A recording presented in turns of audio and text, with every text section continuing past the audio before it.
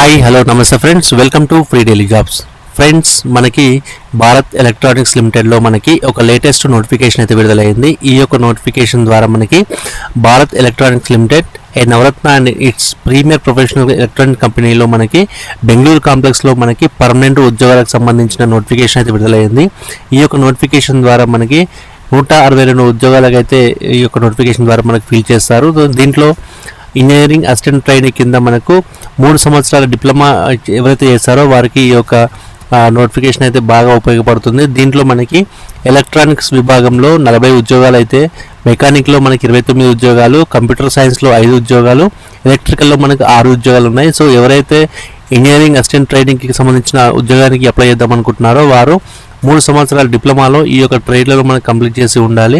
దానికి unreserved category కింద మనకు 32 ఉద్యోగాలు ఉన్నాయి. ఈడబ్ల్యూఎస్ కింద మనకి 8 ఉద్యోగాలు ఉంటాయి. ఓబీసీలో మనకి 22 ఉద్యోగాలు, ఎస్సీకి 13 ఉద్యోగాలు, ఎస్టీకి 5 ఉద్యోగాలు అయితే మనకి ఇక్కడ నోటిఫికేషన్లు చూస్తున్నాం. సో ఎవరైతే ఈ యొక్క ఉద్యోగానికి సెలెక్ట్ అవుతారో వారికి గ్రేడ్ W7 ప్రకారం అయితే CP6 ప్రకారం అయితే పే స్కేల్ ఉంటుంది. దీంట్లో 24,500 రూపీస్ నుంచి మనకు 90,000 వరకు అయితే ఉంటుంది. అదేవిధంగా మనకు టెక్నీషియన్ సి కింద ఎవరైతే SSLC plus ITI plus 1 year apprenticeship ఉంటుందో, అంటే 10th క్లాస్తో పాటు ITI ప్లస్ 1 ఇయర్ అప్రెంటిస్షిప్ ఎవరైతే ఉంటుందో వారికి ఈ యొక్క ఉద్యోగానికి అయితే మంచి అవకాశం అయితే చెప్పుకోవచ్చు. దీంట్లో ఎలక్ట్రానిక్ మెకానిక్లో 46 ఉద్యోగాలు, ఫిట్టర్లో 26 ఉద్యోగాలు, మెషినిస్ట్లో 4 ఉద్యోగాలు, ఎలక్ట్రీషియన్లో 6 ఉద్యోగాలు, మొత్తంగా మనకి 82 ఉద్యోగాలు అయితే ఈ యొక్క టెక్నీషియన్ సి కింద మనకు నోటిఫికేషన్ విడుదలైంది. దీంట్లో అన్రిజర్వ్డ్ కేటగిరీ వాళ్ళకి 33 ఉద్యోగాలు, ఈడబ్ల్యూఎస్ వాళ్ళకి 8 ఉద్యోగాలు, ఓబీసీ వాళ్ళకి 22 ఉద్యోగాలు, ఎస్సీ వాళ్ళకి 13 ఉద్యోగాలు, ఎస్టీ వాళ్ళకు 6 ఉద్యోగాలు అయితే మనకి ఇక్కడ నోటిఫికేషన్ విడుదలైంది. దీంట్లో వచ్చేసి మనకు గ్రేడ్ WG4 కింద, అదేవిధంగా CPV5 కింద పే స్కేల్ ఉంటుంది. దీంట్లో 21,500 నుంచి మనకు 82,000 వరకు అయితే ఉంటుంది.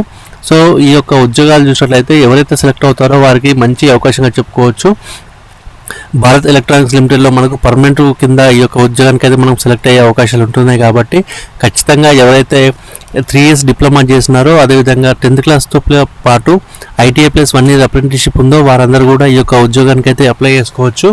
ఉద్యోగాన్ని ఈజీగా మంచిగా పొందే అవకాశం ఉంటుంది కాబట్టి ఖచ్చితంగా ఈ యొక్క ఉద్యోగానికి తీసుకోండి. అదేవిధంగా ఇంజనీరింగ్ అసిస్టెంట్ ట్రైనింగ్ సంబంధించిన ఉద్యోగానికి మనకు 6 మంత్స్ ట్రైనింగ్ అయితే ఉంటుంది. ఈ యొక్క 6 మంత్స్ ట్రైనింగ్ కోసం మనకి 24,000 స్టైఫండ్ అయితే మనకు కట్టిస్తారు. దీనికి సంబంధించిన ట్రైనింగ్ కంప్లీట్ అయిన తర్వాత కూడా మనకి రెగ్యులర్ బేస్లో చేయాలనుకుంటే కనుక వారికి గ్రాడ్యుయేషన్ టెస్ట్ అనేది కంప్లీట్ చేసిన తర్వాత వారిని పైన ఉన్న పే స్కేల్స్ ఏవైతే ఉన్నాయో వాటి ప్రకారంగా పే చేస్తామని చెప్పేసి మనకు నోటిఫికేషన్లో ఇస్తున్నారు. సో ఈ యొక్క ఉద్యోగానికి మనం అప్లై చేయాలనుకుంటే కనుక ఖచ్చితంగా ఇండియాకి సంబంధించిన క్యాండిడేట్ అయితే సరిపోతుంది. అంటే ఏ స్టేట్ అయిన వాళ్ళు కూడా ఈ యొక్క ఉద్యోగానికి అప్లై చేసుకోవచ్చు. తెలంగాణ వారైనా, అదేవిధంగా ఆంధ్ర వారైనా కూడా ఈ యొక్క ఉద్యోగానికి అయితే ఖచ్చితంగా అప్లై చేసుకోవచ్చు. అదేవిధంగా ఈ యొక్క ఉద్యోగానికి సంబంధించిన ఏజ్ క్రైటీరియా చూసినట్లయితే మనకి ఇంజనీరింగ్ అసిస్టెంట్ ట్రైనింగ్కి సంబంధించిన ఉద్యోగానికి మినిమం ఏజ్ వచ్చేసి మనకు 18 సంవత్సరాలు, అదేవిధంగా అప్పర్ ఏజ్ లిమిట్ వచ్చేసి మనకు 28 సంవత్సరాలుగా తీసుకున్నారు. అదేవిధంగా టెక్నీషియన్ సికి సంబంధించిన ఉద్యోగానికి మనకు 18 సంవత్సరాలు మినిమం ఏజ్గా తీసుకున్నారు. అదేవిధంగా 28 ఇయర్స్ వచ్చేసి మనకు అప్పర్ ఏజ్ లిమిట్ తీసుకున్నారు.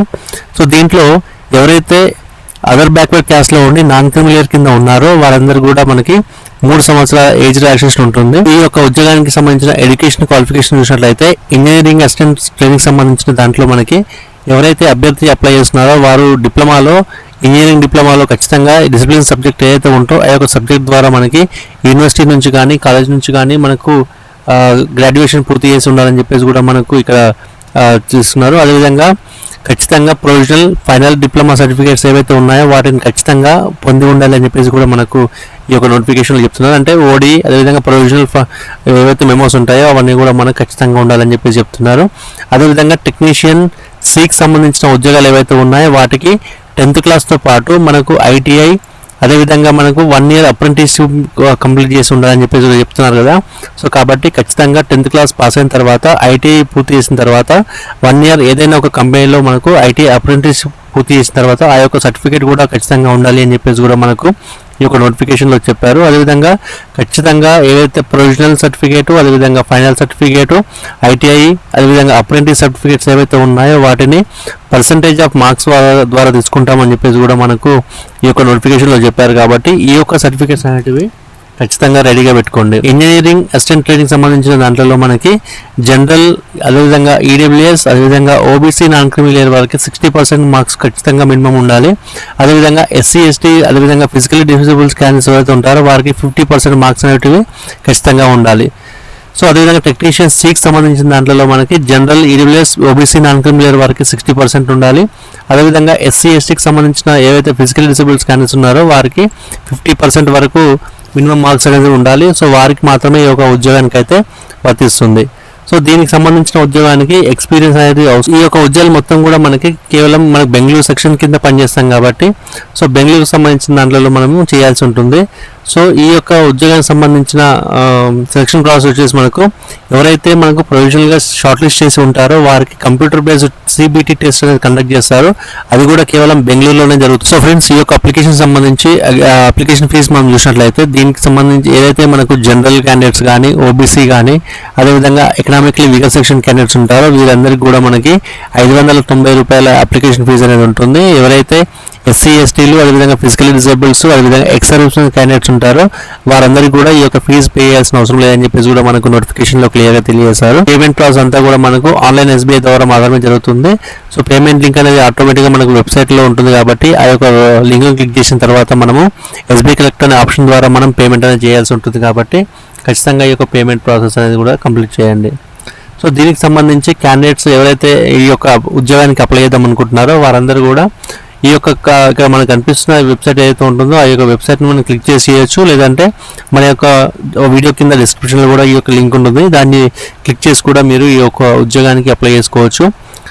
సో ఫ్రెండ్స్, ఇది ఈరోజు మనకు లేటెస్ట్ నోటిఫికేషన్. ఈ నోటిఫికేషన్ ద్వారా మనకి దాదాపు 162 ఉద్యోగాలకైతే మంచి అవకాశం అయితే ఉంటుంది. సో ఖచ్చితంగా ఎవరైతే డిప్లొమా 3 years డిప్లొమా కంప్లీట్ చేశారో 1 year అప్రెంటిస్ ఎవరైతే ఉందో వారందరూ కూడా ఈ యొక్క ఉద్యోగానికి అప్లై చేసుకున్నట్లయితే ఈజీగా జాబ్ వచ్చే అవకాశం ఉంటుంది. సో ఫ్రెండ్స్, ఈ వీడియో కనుక మీకు నచ్చినట్లయితే ఖచ్చితంగా మన యొక్క ఛానల్ని సబ్స్క్రైబ్ చేయండి. అదేవిధంగా ఈ వీడియో నచ్చితే మీ యొక్క ఫ్రెండ్స్కి షేర్ చేయండి. Thank you.